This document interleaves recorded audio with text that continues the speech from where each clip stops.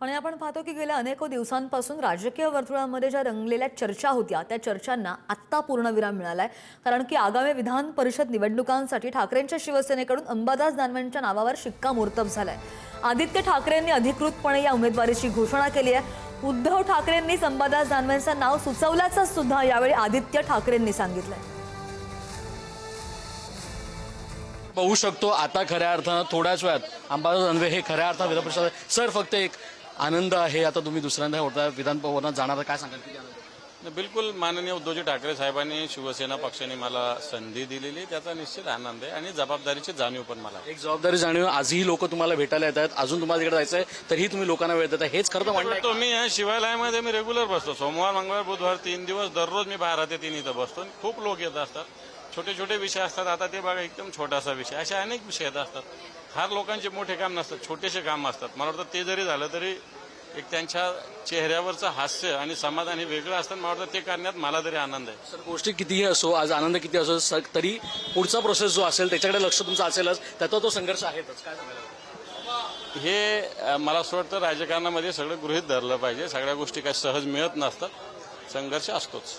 खूप धन्यवाद सर। आता बघू शकता एकंदर पाहिलं गेलं तर विधान भवनात आता थोड्याच वेळ जात आहेत, त्यांना सपोर्ट करण्यासाठी आता सगळ्यांना सचिन अहिर असो किंवा सुनील शिंदे असो तेही आता इकडे पोहोचलेले आहेत। थोड्याच वेळात शिवालय ह्या इथून अंबादास दानवे हे थेट जातील विधान भवनात आणि त्यांचा अर्ज भरणार आहेत। अमयसोबत श्रेया सावंत, पुढारी न्यूज, मुंबई।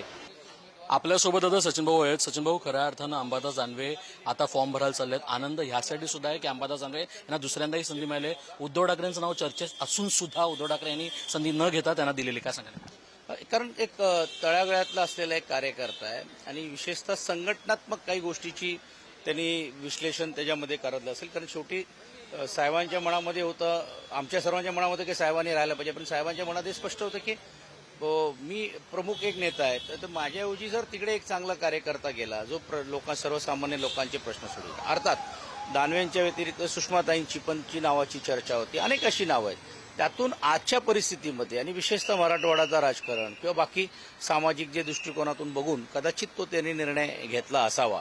आणि म्हणून नक्कीच आनंद आहे की तळागाळातल्या एका शिवसैनिकाला न्याय आदरणीय उद्धवजींनी दिलेलं आहे। ही गोष्ट सर्व आमदारांना पण देखील मोठ्या प्रमाणावरती मान्य असल्यामुळे आज ते फॉर्म भरण्याचं काम करतात। सर मान्य जरी असेल तरी आता काँग्रेस आणि राष्ट्रवादीला ही गोष्ट मान्य आहे का?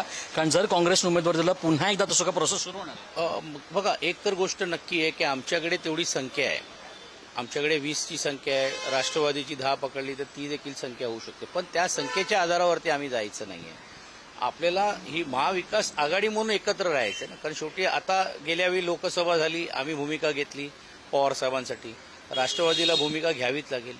आज हा आमच्या कोट्यात आला तर आम्ही ठरवतो, त्यांची काँग्रेसची इच्छा असते तरी देखील आम्ही ठरवलं की आम्हाला हा नाही हा उमेदवार द्यायचा आहे। पुढे अजून राज्यसभा आहे, पुढे अजून विधान परिषद आहे, तर मला असं वाटते ते एक संघानेच राहिलं तरच आपल्याला या सीट काढू शकतात।